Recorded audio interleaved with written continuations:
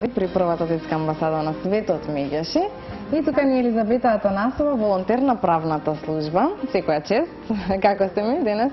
Супер, еве. Така, денес второ гостување. Да, Така, да, претходно во друга медиумска куќа и веднаш посака нас. Супер. Актуелно е сега Да, периодот. така, да, имаме убав повод. Тоа е вчерашната конференција за извештај од годишен од се она што СОС телефоните го постигнале во минатата година. Мајде кажете ми кои се проблемите најчести од овој извештај од дојавувачите на овој СОС телефон? Па така, да. Оваа година првата детска амбасада во светот меѓаши и СОС службата за деца и млади подготви годишен извештај врз основа на јавувањата на СОС телефонот и врз основа на децата кои што беа фатени со тие јавувања. Значи имаме забележано дека имаме 235 дојави, а врз основа на тие дојави станува збор за 462 случаи, односно деца. Значи во просек доаѓа секој јавувач да пријавил по 2 деца чии права биле прекршени или се информирал за правата на децата. До сега може да забележиме дека во однос на 2011 година најголем процент на дојавите беа врз основа на евидентирани за семејно насилство, односно 84 деца биле изложени на семејно насилство. Исто така висок процент имаме во насилство во воспитно-образовните институции со 86 деца и за жал децата не заштитени во семејството и во училиштето со висок процент не се застапени и институционалната злоупотреба, значи не навременото реагирање на институциите на сите прекршувања на децата, на правата на децата. Инаку значајно исто за овој годишен извештај е да напоменеме дека и покрај сите напори кои што ги вложуваме да ги поттикнеме и да ги охрабриме децата да се јавуваат на СОС линијата, сепак имаме многу низок процент на дојава од страна на деца, значи од вкупниот број на дојави само 15 деца собрале храброст да се јават на СОС телефонот за деца и млади. Да го кажеме телефонот. Така, СОС телефонот за деца и млади е 0800 1 22 22. Така. На кој начин најчесто дојавуваат граѓаните во однос на прекршувањето на правата на децата? Така, во однос на прекршувањето на правата на децата, јавувачите најчесто граѓаните се обраќаат на СОС телефонот, значи повторно 0800 1 22 22, но исто така голем процент има и со директни доаѓања во првата детска амбасада на улица Коста Новаковиќ број 22А. И може да забележиме дека оваа година голем број на дојави имаме и врз основа на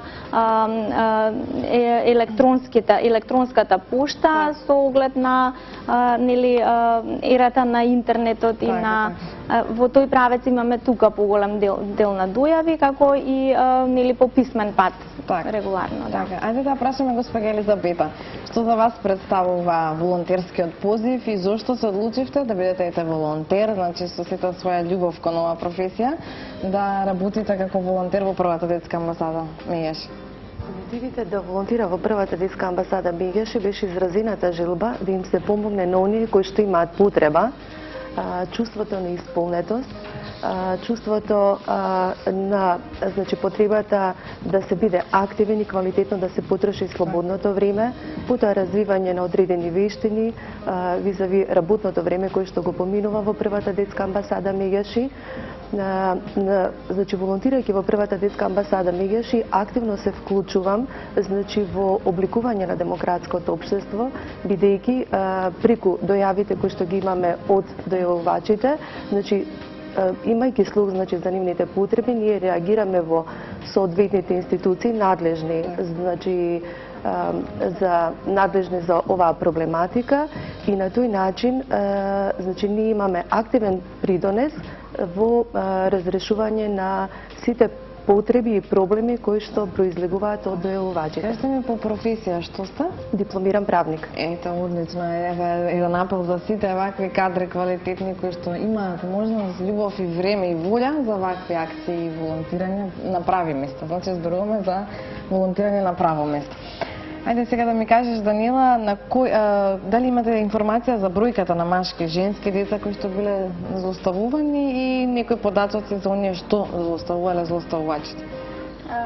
Така, да, значи секако ние водиме поширока евиденција, значи во однос на јавувачите може да кажеме дека најголем број на дојавите се од страна на женски лица, значи женскиот пол е тој кој што се охрабрува повеќе да проговори и да се јави, а инаку секако не може да подвоиме значи кои деца се најмногу злоставувани, значи еднакво детето е дете без разлика дали е машко или женско, сепак кога неговото право е прекршено и кога е злоставувано, ние еднакво го третираме и постапуваме врз основа на тоа. Така, кои се генералните заклучоци и препораки од годишниот извештај за ИСОС телефони на деца? Па така, со оглед на застапеноста на прекршување на правата на децата во семејството, матичната клетка, уствари, кај што детето треба да е најзаштитено, потоа во училиштето и институционалната злоупотреба, нашите препораки идат во тој правец, значи сакаме да апелираме до родителите да најпрво ги разбираме дека се во трка со ова ново време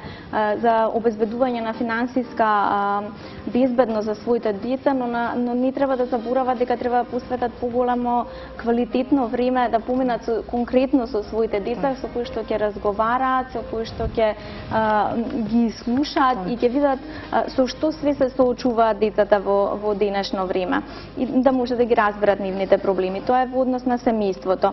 Исто така во однос на училиштата сметаме дека треба да се прави строга селекција при изборот на кадри кои што ќе работат со децата и да се врши нивна постојана надоградба, устварно всушност до совршување со организирање на работилници и семинари.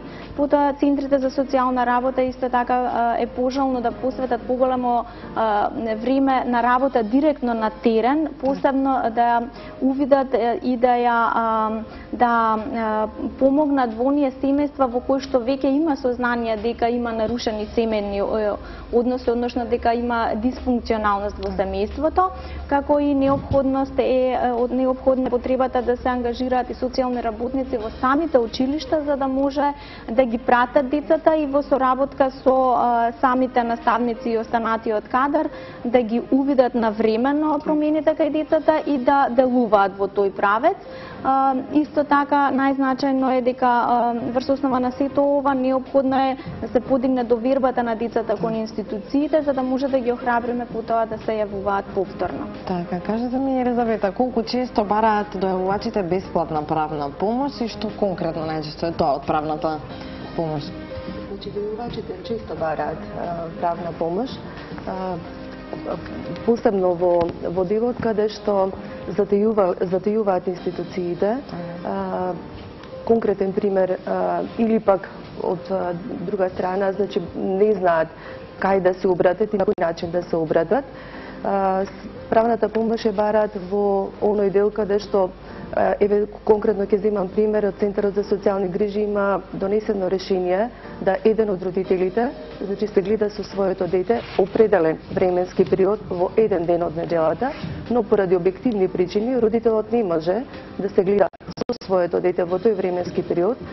Ќе го напоменам сменското работење и тие бараат на кој начин да се направи поради условите кои што постојат, како што кажав, објективни, да се направи промена на решението, на кој начин да се обратат до Центарот за социјални грижи за да го променат решението. Потоа исто, значи од конкретен пример, доколку значи родителот има годишен одмор, значи определен, но не може да го испочитува, значи времето определено во решението, значи повторно, значи има тука проблем со родителот, односно во решението е дадено едно време, а таткото значи има годишен одмор, значи определен со решение, значи сосема поинакво. Во тој случај тие бараат на кој начин да го променат решението и квалитетно да го поминат времето со своето дете. Така, значи најчесто се тие проблематики. Кажете ми дали СОС телефоните функционираат кај сите оператори? Па така, да. Ние уствари се бориме за тоа да успееме SOS телефонот за деца и млади да е достапен од сите оператори, но за сега е достапен само од операторите на T-Home, што значи дека децата не може да се јавуваат од мобилни телефони, не може да се јавуваат од други оператори и токму затоа и препораката на Комитетот за правата на децата е да биде достапен SOS телефонот за деца и млади 24 часа и од сите телефонски мрежи во Република Македонија, за да може сите деца да ни се обратат. Кажете ми како SOS телефоните успеваат да бидат тука за децата и младите и сите оние што се грижат за нив веќе 19 години? Така. Како функционираат? Така, па навистина не е лесно да се работи со оваа проблематика, но со голема љубов се е возможно. Сепак секако тука голема благодарност имаме до нашите волонтери, како што е Бети и многу други, значи стручни лица како педагози, психолози, психотерапевти, социјални работници, најзначајно исто така правници, но сепак не е лесно врз основа на тоа што финансиската одржливост на SOS телефонот за деца и млади не е поддржана од државата, како во сите останати држави, дека се смета дека SOS телефонот е од служба за јавен интерес и финансиски е поддржан од државата, така да ние правиме напори државата да ги услуша нашите барања и барањата на Комитетот за правата на децата и да застане позади оваа институција. Така, сигурно бидејќи работите со деликатна категорија на луѓе, особено на незаштитени дечиња, претпоставувам дека вашата работа знае да биде неблагодарна, значи и проблемите некогаш да ги носите и дома. Колку е тоа честа појава? Па така, да, секако. Навистина не е лесно кога ќе ви се јави едно уплакано дете на телефон или родител кој што се чувствува безпомошно во одредена ситуација, но нашите желби се нормално веднаш да излеземе во пресрет и ги правиме сите напори во тој правец, но секако и ние сме луѓе и чувствуваме и многу често ја носиме работата и дома, иако сепак ние сме стручен кадар кој што е постојано под мониторинг и имаме стручни лица кои што работат со нас за полесно надминување на сите тие проблеми. Да го кажеме SOS телефонот? Така, SOS телефонот за деца и млади е 0800 1 22 22 и еве да ги повикаме сите деца, значи не само родители, граѓани, него и сите деца да се јават, да соопштат доколку имаат некаков проблем, па дури и само да поразговараат на било која проблематика. Така, таа апел до сите да не се затвораат очите и ушите на ваквите проблеми. Ви благодарам навистина за вашето гостување и одвоено време. Значи, ние со вашата колешка Маја веќе разговаравме на друга тема за проектот Дом на своје, сега за SOS телефоните и наредно гостување сигурно со некоја друга колешка или колега. Ви благодарам уште еднаш. Ви благодариме и на вас за интерес.